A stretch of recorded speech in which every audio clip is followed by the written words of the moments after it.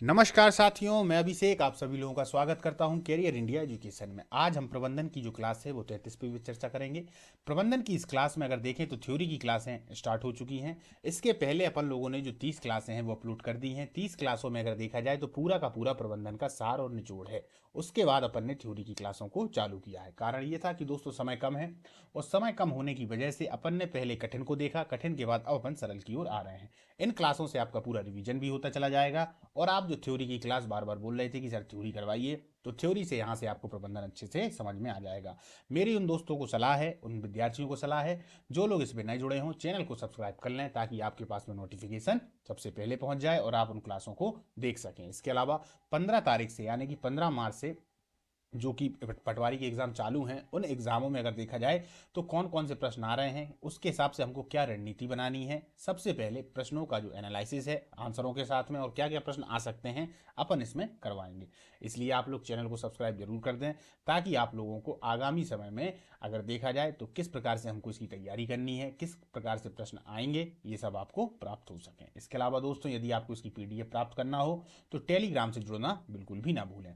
एक बात और बता दूं दोस्तों, थ्योरी की ये जो क्लास है वह तीसरी क्लास है, यानी कि 31वीं क्लास से 31 से लेके अपन ने थ्योरी की क्लास को चालू किया है। तो अपनी जो दो क्लासें हैं वो हो चुकी हैं, ये तीसरी क्लास है। ऑल टोटल देखा जाए तो यह क्लास 33वीं है। चलिए दोस्तों चालू करते हैं। जो पुरानी क्लासें हैं उनको देखना बिल्कुल भी ना भूलें। सारा प्रबंधन का सार और निचोड़ वही है, क्योंकि यदि आप इनको देख भी लेंगे तो भी आपको उनको देखना ही पड़ेगा, बिना इनके ये एक दूसरे के अधूरे ही हैं। चलिए चालू करते हैं। ये जो टॉपिक है ये है व्यवसायिक पर्यावरण यानी बिजनेस एनवायरनमेंट। व्यवसायिक पर्यावरण समझते हैं ये क्या है दोस्तों, है ना। व्यवसायिक परिवेश दो शब्दों का दरअसल संयोजन है। पहला शब्द है व्यवसायिक तथा परिवेश, व्यवसायिक और परिवेश, ठीक है। व्यवसायिक शब्द का अर्थ है व्यवसाय से संबंधित। क्या है दोस्तों, एक तरीके से व्यवसाय से संबंधित, यानी जो भी अपन व्यवसाय या व्यापार करेंगे उससे संबंधित है। और परिवेश का अर्थ होता है समस्त बाह्य शक्तियां जिनका प्रभाव व्यवसाय के संचालन पर पड़ता है। व्यवसायिक परिवेश वातावरण, सामाजिक, आर्थिक, राजनीतिक, कानूनी, तकनीकी घटकों का एक तरीके से मिश्रण है। क्या क्या है दोस्तों, सामाजिक है, आर्थिक है, राजनीतिक है, कानूनी और तकनीकी घटकों का मिश्रण है। इसमें वे सभी तत्व सम्मिलित हैं जो व्यवसाय की प्रगति के अवसरों का सृजन करते हैं। किसकी प्रगति के अवसरों का सृजन करते हैं। तथा वे तत्व भी सम्मिलित हैं जो व्यवसाय के लिए हानिकारक होते हैं। परिवेश पर उद्यमी का नियंत्रण नहीं होता। जो परिवेश होता है उस पर उद्यमी का नियंत्रण नहीं होता, बिल्कुल। जो भी माहौल होगा, परिवेश होगा, तो जो उद्यमी होते हैं या जो मुख्य व्यक्ति होते हैं उनका नियंत्रण उस पर नहीं होता। उनको उसके अनुसार अपने आप को निर्धारित करना पड़ता है या ढालना पड़ता है।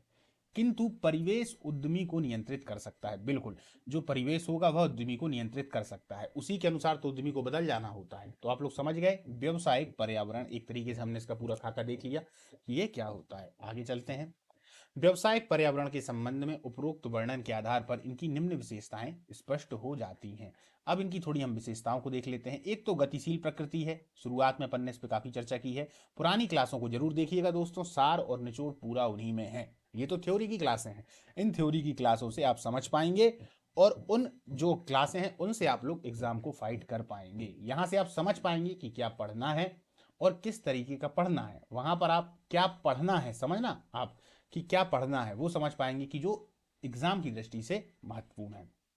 क्योंकि वहां पर पूरा एक तरीके से देखा जाए तो इसके जितने भी प्रश्न, इससे जितने भी प्रकार के प्रश्न हैं जो बन सकते हैं या जो बनने की संभावना है वो सभी उन पुरानी क्लासों में है। अब देखिए गतिशील प्रकृति।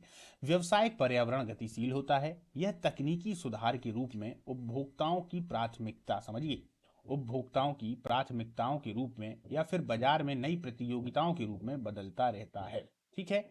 अब ये बदलता रहता है यानी कि यह एक तरीके से हम कहें तो परिवर्तनशील है ना दोस्तों, परिवर्तनशील है, परिवर्तन है। दूसरा है विशिष्ट एवं साधारण शक्तियां। व्यवसायिक पर्यावरण में विशिष्ट एवं साधारण दोनों शक्तियां समाहित होती हैं।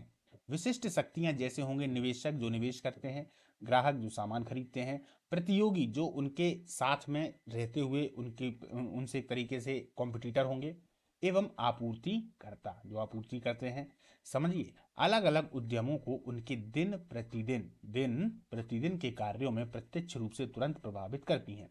इस प्रकार से किसी एक फर्म को अप्रत्यक्ष रूप से प्रभावित कर सकती हैं। ये हैं विशिष्ट एवं साधारण शक्तियां। दो चीजों को देखा अपन ने, या दो विशेषताओं को देखा।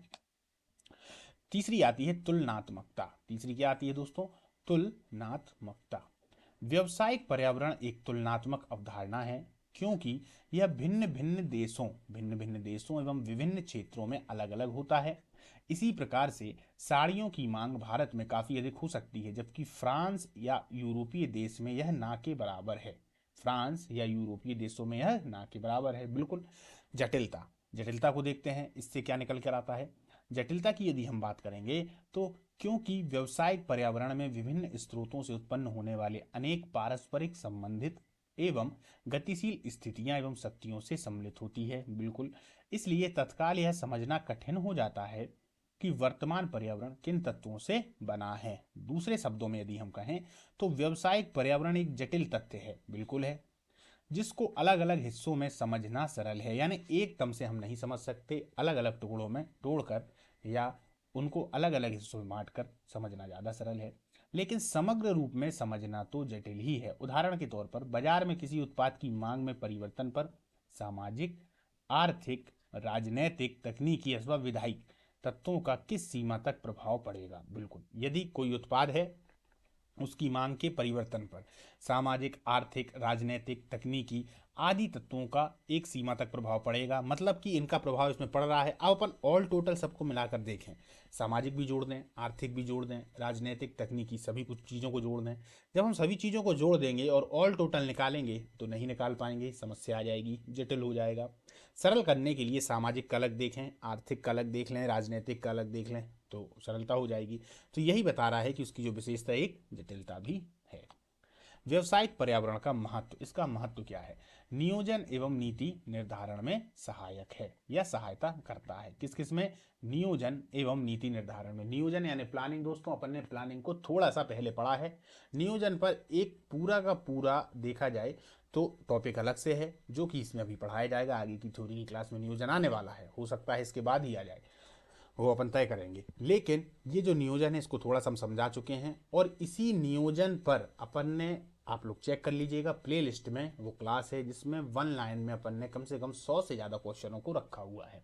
वहां से आप समझ जाएंगे पूरा नियोजन का सार। चलिए देखते हैं, नियोजन एवं नीति निर्धारण में सहायता या सहायता करता है, क्योंकि पर्यावरण व्यवसायिक उद्यम के लिए अवसर भी है। बिल्कुल। तथा खतरा भी। अब समझिए, इसकी समझ एवं इसका विश्लेषण करके निर्णय लेने के लिए भविष्य के मार्ग निर्धारण अथवा दिशा निर्देश का आधार बन सकता है।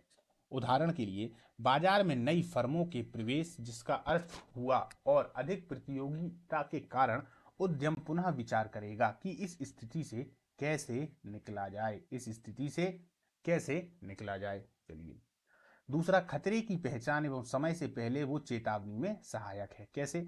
खतरों से अभिप्राय उन बाह्य पर्यावरण रुझान एवं परिवर्तनों से है जो फर्म के परिचालन में बाधक हो सकते हैं। अवसर के साथ साथ पर्यावरण अनेक खतरों का स्रोत होता है। बिल्कुल होता है। पर्यावरण के प्रति यदि प्रबंधक सचेत है तो वह समय रहते खतरों को पहचान सकते हैं, अपने अनुभव के आधार पर, है ना। पहले ही पहचान जाएंगे कि भाई अब समस्या आने वाली है, जो कि पूर्व चेतावनी है। उदाहरण के लिए यदि कोई भारतीय फर्म यह महसूस करती है कि एक विदेशी बहुराष्ट्रीय इकाई भारतीय बाजार में कोई पूरक वस्तु लेकर आती है, तो यह समय से पहले चेतावनी है। इस सूचना के आधार पर भारतीय फर्म अपने उत्पाद की गुणवत्ता में सुधार कर उत्पादन लागत में कमी कर, समझिएगा, एक तो गुणवत्ता में सुधार करेगी, उत्पादन लागत में कमी करेगी। उत्पादन लागत में इसलिए कमी करेगी क्योंकि कॉम्पिटिटर मार्केट में आ चुका है या आने वाला है। अब चूंकि वो भी आएगा तो कुछ ना कुछ ऐसा तो है कि उसका सामान बिकेगा नहीं, ऐसा तो बिल्कुल नहीं है, थोड़ा बहुत तो बिकेगा, और एक का सामान बिकेगा तो एक का कम भी होगा, तो उत्पादन लागत में कमी होगी। क्यों? क्योंकि मान लीजिए अगर सामान ऐसा है, प्रोडक्ट ऐसा है कि यदि हमने उत्पादन बरकरार रखा हो, चूंकि वो बिगड़ने वाला है सामान, तो वो बिगड़ भी सकता है। समझना, मान लीजिए 15 दिन के अंदर उसकी एक्सपायरी डेट निकल जाती है। अब मान लो इन्होंने यहाँ से बनाना चालू कर दिया और वहाँ से उन्होंने ही मार्केट में ला दिया, तो फिर भाई समय को देखना चाहिए ना, तो इसीलिए उत्पादन की भी कमी होगी। आक्रामक विज्ञापन कर, यानी कि जैसे ही वो आ रहे हैं तो भैया विज्ञापन भी करने लगेंगे कि भैया नहीं, हमारा सामान स्वदेशी है या हमारे सामान की ये विशेषता है, आप इसी को लें। तथा अन्य ऐसे कदम उठाकर, ये मैंने वो बता दिए जो उदाहरण में थे, बाकी उस समय परिस्थितियों के अनुसार वो जो भी कदम उठाएं, है ना, उठाकर खतरों का सामना करने के लिए अपने आप को तैयार कर सकती है। तो ये वाली जो पूरी है आप लोगों को समझ में आ गया होगा कि खतरे की पहचान एवं समय से पहले वो चेतावनी में सहायक। तीसरा है निष्पादन में सुधार। ये क्या है, इसको देखते हैं। निष्पादन में सुधार अंत में पर्यावरण के संबंध में जानना इससे संबंधित है कि क्या इसका उद्यम के परिचालन पर वास्तव में कोई प्रभाव पड़ेगा। उत्तर में कह सकते हैं कि हाँ, इससे उद्यम के परिचालन में अंतर आएगा। कैसे? कई अध्ययनों से यह स्पष्ट होता है कि किसी भी उद्यम का भविष्य व्यावसायिक पर्यावरण में जो घटित रहा है उससे संबंध है। उद्यम जो अपने व्यावसायिक पर्यावरण पर निरंतर निगरानी रखते हैं तथा उपयुक्त व्यावसायिक क्रियाएं करते हैं, वे होते हैं जो न केवल अपने वर्तमान निष्पादन में सुधार लाते हैं। उपयोगी संसाधनों का दोहन। चौथा क्या है? उपयोगी संसाधनों का दोहन।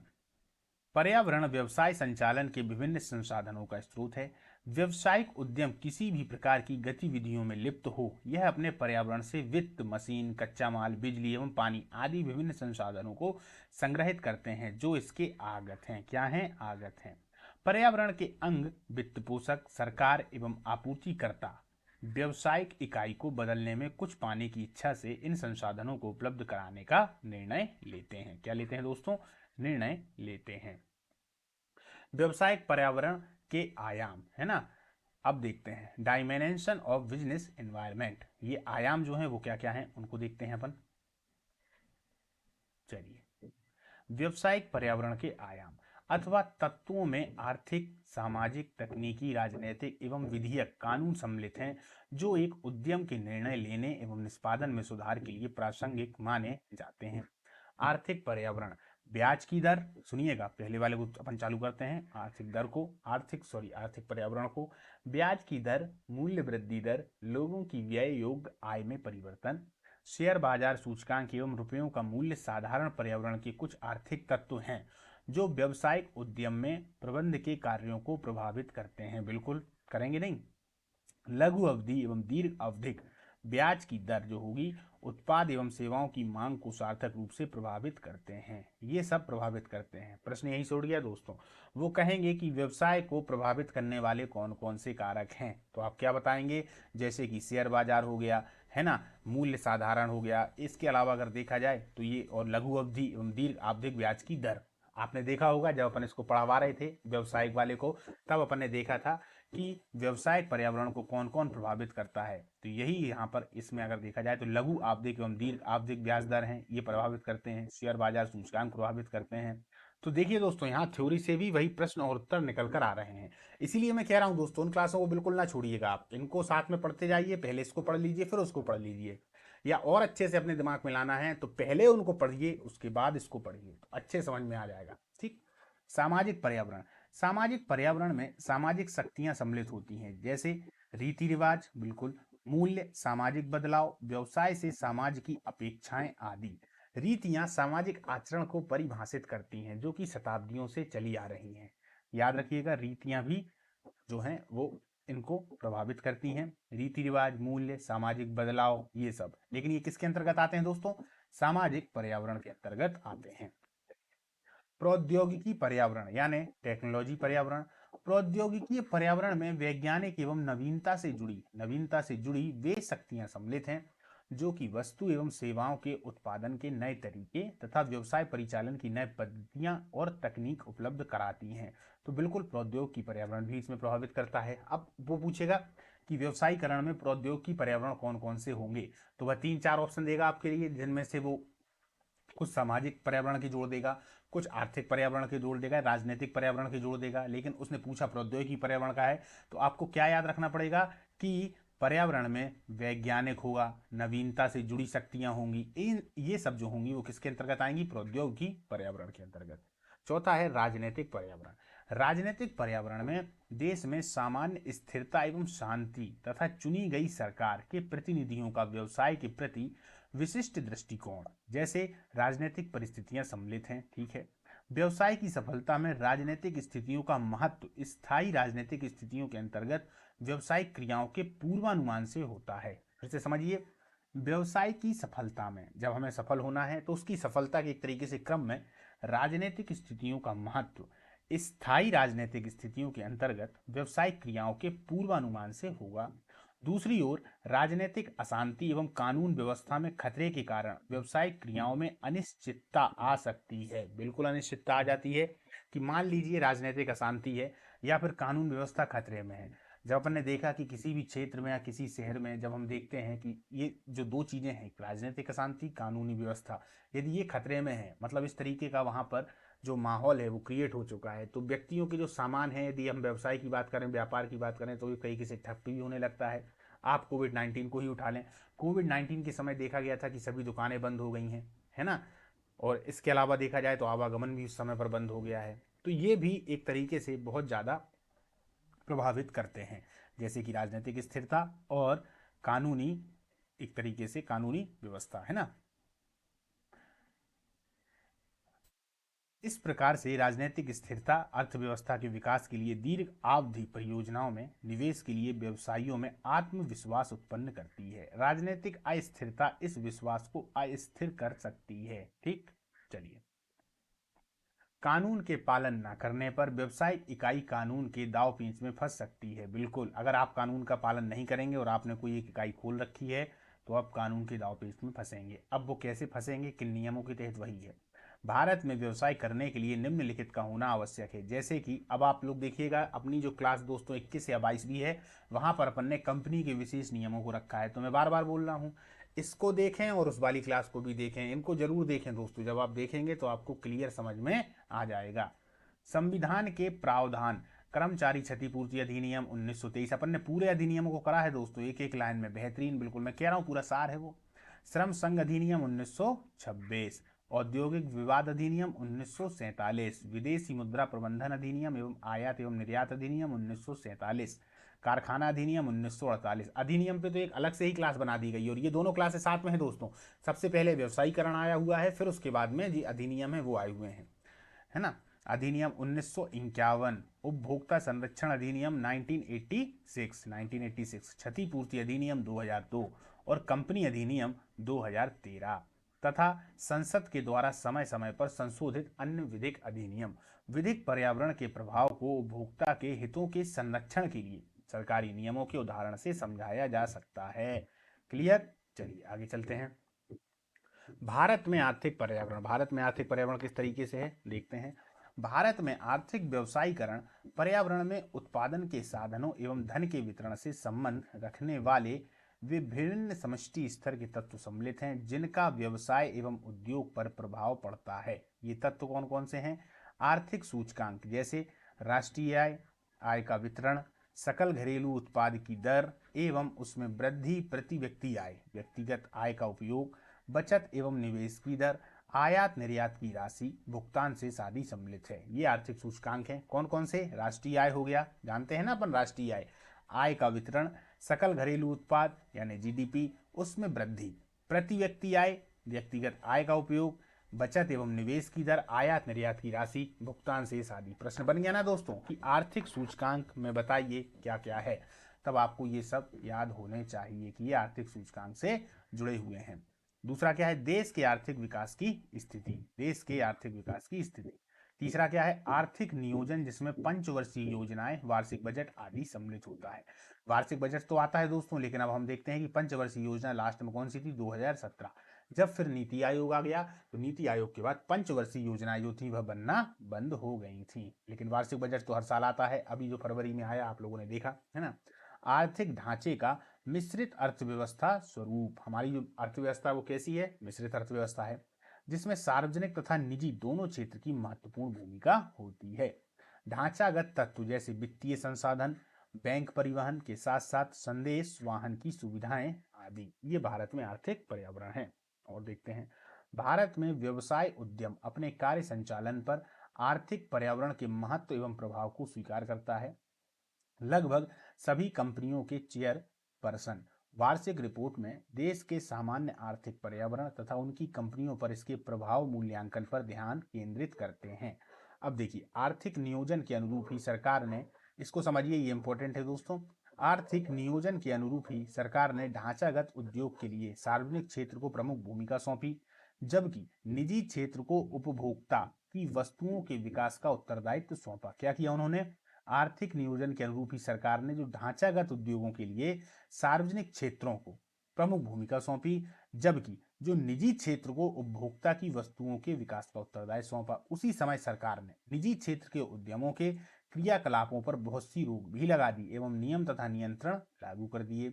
यद्यपि भारत को आर्थिक नियोजन को अपनाने में मिश्रित परिणाम निकले, बहुत अच्छी फसल के बाद भी वर्ष 1991 में भारतीय अर्थव्यवस्था के सामने गंभीर विदेशी मुद्रा का संकट, उच्च राजकीय घाटा तथा नामूल्य वृद्धि की समस्या आई। नामूल्य वृद्धि की आर्थिक सुधारों के हिस्से के रूप में भारत सरकार ने जुलाई 1991 में नई प्रौद्योगिकी नीति की घोषणा की। याद रखिएगा, ये प्रश्न बहुत इंपॉर्टेंट है दोस्तों कि नई औद्योगिक नीति की घोषणा कब की गई थी? तो 1991 में। ठीक है, चलिए उदारीकरण क्या है? उदारीकरण को समझते हैं। लिबरलाइजेशन आर्थिक सुधारों का लक्ष्य, समझिए इस पर भी कितने प्रश्न अपन ने किए थे, लगभग में 20 प्रश्न तो इसी उदारीकरण पे हैं। आर्थिक सुधारों का लक्ष्य भारतीय व्यवसाय एवं उद्योग को अनावश्यक नियंत्रण एवं प्रतिबंधों से मुक्त कराना था। यह लाइसेंस परमिट राज की समाप्ति का संकेत था। भारतीय उद्योग में निम्न उदारीकरण के संबंध हैं। पहला, आयात एवं निर्यात की प्रक्रिया का सरलीकरण किया। बिल्कुल, अगर ये इनका सरलीकरण नहीं किया जाए तो आदमी ये भी सोचता है मन में कि अरे यार बड़ी समस्या है, बड़ी दिक्कत है सामान को लाने में ले जाने में, तो आदमी अपना ध्यान ही नहीं देता। अब एक व्यक्ति ने मन में सोचा और दूसरा व्यक्ति करना भी चाह रहा है तो वो उसको ही बोल देगा कि अरे भाई वहाँ बहुत ज़्यादा वो है, इसको छोड़ो हटाओ। तो उन्होंने आयात और निर्यात की प्रक्रिया को सरल किया, पहली चीज। दूसरा, व्यवसायिक कार्यों के पैमाने के संबंध में, दूसरा क्या है दोस्तों? दूसरा है व्यवसायिक कार्यों के पैमाने के संबंध में निर्णय लेने की स्वतंत्रता, अर्थात व्यवसायिक गतिविधियों के विस्तार अपनाकर संकुचन पर कोई प्रतिबंध नहीं। ठीक। तीसरा है भारत में विदेशी पूंजी तथा प्रौद्योगिकी आकर्षित करने को सरल बनाया। बिल्कुल, विदेशी पूंजी और प्रौद्योगिकी को आकर्षित करना सरल बनाया। चौथा, थोड़े से उद्योगों को छोड़कर अधिकांश में लाइसेंस की आवश्यकता को समाप्त कर दिया। कुछ उद्योग छूटे हुए हैं, जैसे आप लोगों ने देखा होगा, जैसे कि जो एक तो उससे संबंधित हैं, दवाइयों से संबंधित हैं, रसायनों से संबंधित हैं, है ना। इन उद्योगों को छोड़कर बाकी में लाइसेंस के अनिवार्य को समाप्त कर दिया, क्योंकि लाइसेंस की प्रक्रिया थी। आदमी सोचता था कि यार लाइसेंस लेंगे, इतना पैसा लगेगा, यहाँ पैसे खिलाओ वहाँ पैसे खिलाओ, उसके बाद भी लाइसेंस नहीं मिलेगा। तो इसको उन्होंने हटा दिया था कि सभी लोग आएँ और व्यापार अच्छे से करें। पांचवा, वस्तु एवं सेवाओं के स्थानांतरण में प्रतिबंधों को हटा लेना। वस्तु और सेवाओं में प्रतिबंधों को हटा लेना। छठवां क्या है? वस्तु एवं सेवाओं के मूल्य को निर्धारण की स्वतंत्रता। कर की दरों में कमी तथा अर्थव्यवस्था पर अनावश्यक नियंत्रणों को उठा लेना। अब उदारीकरण को आप लोग समझ गए, है ना, क्या है उदारीकरण? अब उदाहरण से आप लोग समझिए। मान लीजिए आप हैं, आपके यहाँ पर आपके अंडर में 4 बंदे काम करते हैं, चारों हैं ABCD।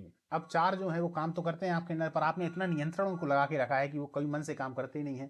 वो मन में ये सोचते हैं कि अरे यार जिस सर कब यहाँ से चले जाएं। अब आपने धीरे धीरे उनको अधिकार देना चालू करे, उनको अपने मन से दे दिए, तो वो अपने मन से अपने क्षेत्र में अच्छे से काम करने लगे। उनको कह दिया कि भैया तुम ही अपने जाके निर्णय लो, और तुम्हें ये परमिशन भी मुझसे नहीं लेनी कि यहाँ जाना है, नहीं तुम अपने मन से चले जाओ। तो वो लोग अच्छे से काम करने लगेंगे। ऐसा ही इन्होंने व्यापार में किया, तो यही उदारीकरण होता है। समझ गए उदारीकरण को? चलिए, अब है निजीकरण, प्राइवेटाइजेशन। ये क्या है इसको समझते हैं। नए आर्थिक सुधारों का लक्ष्य राष्ट्र के निर्माण की प्रक्रिया में निजी क्षेत्र की भूमिका में बढ़ोतरी करना तथा सार्वजनिक क्षेत्र की भूमिका है। भारतीय योजनाकारों ने अब तक विकास की जिस नीति का अनुसरण किया था उसको विपरीत कर दिया गया। इसको प्राप्त करने के लिए वर्ष 1991 की नई औद्योगिक नीति में सार्वजनिक क्षेत्र की भूमिका की पुनः व्याख्या की और सार्वजनिक क्षेत्र के लिए योजनाबद्ध विनिवेश की नीति अपनाई तथा घाटे में चल रही तथा रुग्ण इकाइयों को औद्योगिक एवं वित्तीय पुनर्संरचना बोर्ड को सौंपने का निर्णय लिया गया। यही होता है निजीकरण। प्राइवेटाइजेशन इसलिए ज़्यादा जरूरी है दोस्तों, क्योंकि इसमें व्यक्ति की खुद की जिम्मेदारी हो जाती है, यानी कि आदमी की खुद की जिम्मेदारी। प्रत्येक व्यक्ति जिस भी कार्य पर है वो बड़ी जिम्मेदारी से निभाता है, क्योंकि उसको लगता है कि भाई साहब यहाँ से अगर काम नहीं किया तो निकाल भी दिया जाएगा। दूसरी बात, यदि अच्छा भी काम किया जाएगा तो ऊपर भी पहुंचाया जाएगा, प्रमोशन भी मिलेंगे। लेकिन सरकारी गतिविधियों में इस तरीके का होता नहीं था, इसीलिए अधिकतम उन्होंने निजीकरण यानी प्राइवेटाइजेशन करने के प्रयास किया। अब देखिए विनिवेश, ये क्या है? निजी क्षेत्र के उद्यमों को निजी क्षेत्र को हस्तांतरित करना। इसके फलस्वरूप निजी उद्यम में सरकार की हिस्सेदारी कम हो जाएगी। यदि यह हिस्सेदारी 51% से अधिक है तो इसके कारण उद्यम का स्वामित्व एवं प्रबंध का निजी क्षेत्र को हस्तांतरण हो जाएगा। समझिए क्या है, निजी क्षेत्रों के उद्यमों को निजी क्षेत्र को हस्तांतरित कर देना। जो निजी क्षेत्र के हैं यानी जो वैसे ही प्राइवेट है उनको निजी क्षेत्र को ही सौंप दो, सरकार का कोई उसमें लेन देन नहीं हो। इसके फलस्वरूप निजी उद्यमों में सरकार की हिस्सेदारी कम हो जाएगी और यदि यह हिस्सेदारी 51% से अधिक है तो इसके कारण उद्यम का स्वामित्व एवं प्रबंध का निजी क्षेत्र को हस्तांतरण हो जाएगा, यानी वो निजी क्षेत्र के ही टोटल हो जाएंगे। यही था विनिवेश। चलिए वैश्वीकरण को समझते हैं। अपन ने किस किस को समझा, निजीकरण समझ में आया, उदारीकरण समझ में आया। अब बनाते हैं वैश्वीकरण पर। वैश्वीकरण का अर्थ है विश्व की विभिन्न अर्थव्यवस्थाओं का एकजुट होना। व्यवहारिकता में समझें, 1 2 3 4 ये सब मार्केट है, समझिए आप, ये सब मार्केट है ना। और ये पूरी पृथ्वी है, ये पूरी पृथ्वी के अंतर्गत ये सभी आ गए, यानी कि यहाँ से ये बंदा चाहे तो ये भी यहाँ से सामान खरीद सकता है, ये भी खरीद सकता है, ये भी खरीद सकता है, ये भी खरीद सकता है, ये भी खरीद सकता है, ये इसको बेच भी सकता है, ये भी इसको बेच सकता है। इस तरीके से ये सब कर सकते हैं। यही होता है दोस्तों एक तरीके से वैश्वीकरण। वैश्वीकरण का अर्थ है विश्व की विभिन्न अर्थव्यवस्थाओं का एकजुट हो जाना, जिससे एक सम्मिलित वैश्विक अर्थव्यवस्था का उदय होगा। वर्ष 1991 में तक भारत सरकार ने आयात की मात्रा तथा राशि दोनों के सख्त नियमों की नीति अपनाई थी। बिल्कुल। अब दूसरे में देखिए, यह नियमन का आयात लाइसेंस खा करों के द्वारा प्रतिबंध एवं गा मात्रा संबंधी प्रतिबंध के संबंध में थे। 3 प्रकार के थे। व्यापार के उदारीकरण को लक्ष्य रखकर किए गए नए आर्थिक सुधारों का ध्येय आयात को उदार बनाना, ढांचे को युक्तिसंगत बनाकर निर्यात में वृद्धि करना एवं विदेशी विनिमय के संबंध में सुधार न करना था, जिससे कि देश शेष विश्व से अलग अलग ना पड़ जाए। वैश्वीकरण से विश्व अर्थव्यवस्था के विभिन्न देशों में पारस्परिक लेन देन तथा एक दूसरे पर निर्भरता में वृद्धि होगी।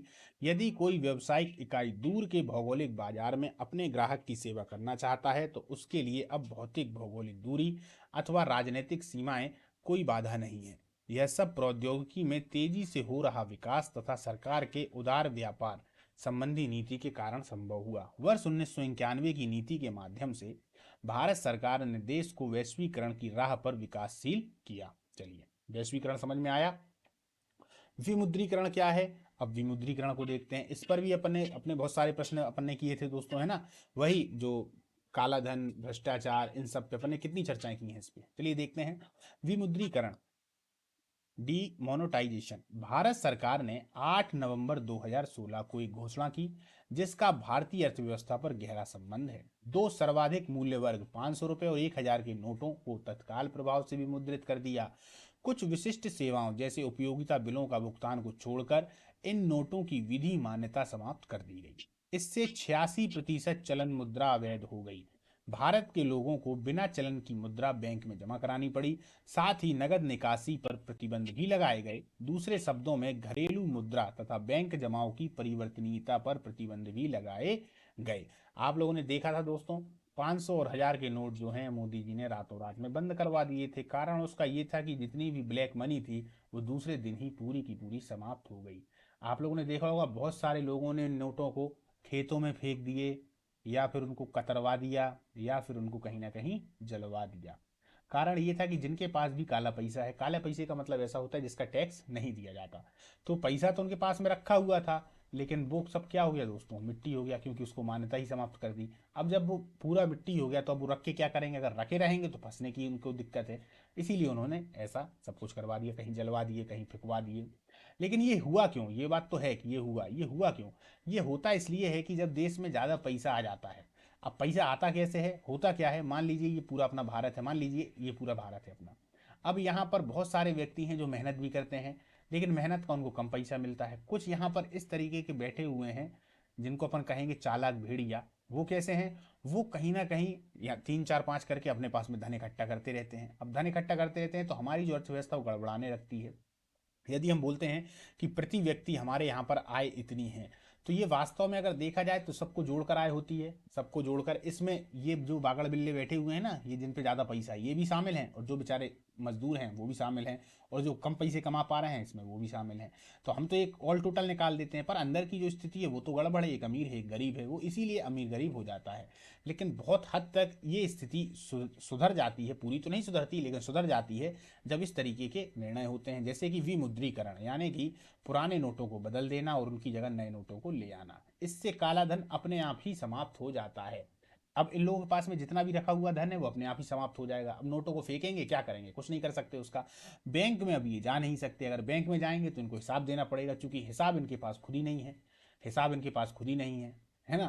तो इसलिए ये सब चीजें की जाती हैं। चलिए अब देखते हैं यहां से प्रश्न कैसे आते हैं। तो विमुद्रीकरण क्या है ये समझे। अभी कब हुआ था, 8 नवंबर 2016 को। अब देखिए, देश में पहली बार विमुद्रीकरण 1946 में हुआ है, दूसरी बार 1978 में हुआ है। वर्ष 2018 में आरबीआई की वार्षिक रिपोर्ट में दर्शाया गया कि विमुद्रीकरण के दौरान अवैध घोषित किए गए कुल नोटों का लगभग 99.3% हिस्सा वापस बैंक के पास जमा हो गया था। समझिएगा आप, है ना, कुल नोटों का लगभग इतना हिस्सा वापस बैंक में जमा हो गया था। चलिए, विमुद्रीकरण भी समझ में आया अपन को। विमुद्रीकरण के उद्देश्य क्या होते हैं, अब उद्देश्यों को अपन पढ़ते हैं। मैं अभी भी कह रहा हूं दोस्तों, उन क्लासों को जरूर देखिए, उनमें सब एक एक लाइन में पूरा है। जितना आप पढ़ रहे हैं ना, पहले इसको देख लें, फिर उसके बाद उन क्लासों को देख लें। प्लेलिस्ट में जाइएगा, सब उसमें लिखा है, ऊपर ही आपको थंबनेल में दिख जाएगा कि भैया इसमें किस प्रकार के क्वेश्चन है। ठीक है। विमुद्रीकरण के उद्देश्य, भ्रष्टाचार को रोकना पहला, आतंकी गतिविधियों हेतु प्रयुक्त होने वाले उच्च मूल्य वर्ग के नकली नोट को रोकना, तथा विशेष रूप से काले धन के संचय को रोकना जो उस आय के द्वारा बनाया गया हो जो टैक्स अधिकारियों के समक्ष घोषित नहीं की गई है। क्लियर, ये होते हैं विमुद्रीकरण के उद्देश्य। प्रश्न यहीं से बन जाएगा कि भैया विमुद्रीकरण के उद्देश्य क्या होते हैं। तो पहले तो ये जानना जरूरी है ना कि दोस्तों विमुद्रीकरण क्या है। आप सबके सामने ये समस्या आई, क्योंकि मुझे तो ऐसा लगता है जो लोग अभी पेपर दे रहे होंगे तो 2016 में तो रहे होंगे ना, तो सबको पता है। पर उसका हिंदी मतलब विमुद्रीकरण है। विमुद्रीकरण के क्या फायदे हैं, ये फायदे हैं। क्लियर। चलिए, व्यवसाय एवं उद्योग पर सरकारी नीतियों में परिवर्तन का प्रभाव। अब इस प्रभाव को देखते हैं दोस्तों। व्यवसाय एवं उद्योग पर सरकारी नीतियों के परिवर्तन का प्रभाव क्या होता है। सरकार की उदारीकरण, निजीकरण एवं वैश्वीकरण की नीतियों का व्यवसाय एवं उद्योग की व्यावसायिक इकाइयों के कार्यों पर समुचित प्रभाव हुआ है। सरकार की नीतियों में परिवर्तन के कारण भारतीय निगमित क्षेत्र के सामने अनेक चुनौती और समस्याएं बनी हैं। अधिक अपेक्षा रखने वाले ग्राहक, आज ग्राहकों की दावेदारी बढ़ गई, क्योंकि आज उनको संपूर्ण जानकारी है। बाजार में बढ़ी हुई प्रतियोगिता ग्राहकों को श्रेष्ठ गुणवत्ता वाली वस्तु एवं सेवाओं के क्रय में बहुत अधिक चयन के अवसर प्रदान करती है। बिल्कुल। बाजार अभिविन्यास, पूर्व में व्यावसायिक इकाइयां उत्पादन करती थीं और उसके पश्चात बाजार में बिक्री करती थीं। दूसरे शब्दों में उनके कार्य उत्पादन मूलक थे। तेजी से परिवर्तित विश्व में बाजार मूलक स्थितियों की ओर बदलाव है कि फर्म पहले बाजार का गहन अध्ययन करते थे। ठीक है। परिवर्तन की आवश्यकता, ये तीसरी है। वर्ष 1991 से पूर्व के युग के नियम बंधे पर्यावरण में फर्मों की नीति एवं कार्य स्थायी हो सकते थे। वर्ष 1991 के पश्चात बाजार शक्तियां अधिक उग्र हो गईं। परिणाम स्वरूप उद्यमों को अपने प्रचालन में निरंतर संशोधन करना आवश्यक है। प्रौद्योगिकी पर्यावरण में तेजी से परिवर्तन, प्रतियोगिता में वृद्धि, फर्म को बाजार में टिके रहने एवं बढ़ने के नए नए कारण, मशीन, प्रक्रिया, उत्पाद, सेवाओं में सुधार संभव हुआ। तेजी से बदलता प्रौद्योगिक पर्यावरण छोटी फर्मों के सामने कठिन चुनौती उत्पन्न करता है। प्रतियोगिता में वृद्धि, औद्योगिक लाइसेंस के नियमों में परिवर्तन एवं विदेशी फर्मों के प्रवेश के परिणाम स्वरूप भारतीय फर्मों के लिए प्रतियोगिता में वृद्धि हुई है, विशेष रूप से सेवा उद्योग जैसे दूरसंचार, हवाई सेवा, बैंक सेवा, बीमा इत्यादि में, जो कि पूर्व में सार्वजनिक क्षेत्र में थे। सार्वजनिक क्षेत्र को बजटीय समर्थन का अभाव, विगत वर्षों में सार्वजनिक क्षेत्र के परिव्यय के वित्तीयन के लिए केंद्रीय सरकार का बजटीय समर्थन कम हुआ। सार्वजनिक क्षेत्र के उपक्रम ने यह समझ लिया कि यदि इन्हें अस्तित्व में रहना है एवं विकास करना है तो उन्हें और अधिक कुशल होना आवश्यक है, तथा इस उद्देश्य की प्राप्ति के लिए अपने संसाधन गठित करने होंगे। चलिए आगे देखते हैं। सरकार की नीतियों में परिवर्तन, विशेषतः उदारीकरण, निजीकरण एवं वैश्वीकरण सकारात्मक ही रहा। सकारात्मक रहा, इनके फायदे ही मिले, क्योंकि भारतीय व्यवसाय एवं उद्योग ने नई अर्थव्यवस्था के अनुपालन में भारी स्थिति स्थापना दिखाई।